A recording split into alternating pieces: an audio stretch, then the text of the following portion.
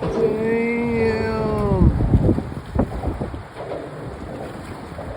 That was a 50-foot sailboat. The guy lives in New Jersey. Hasn't been here in forever. Man, someone could have put that boat to good use. Oh, wrecked. Oh my God. What a waste of a boat.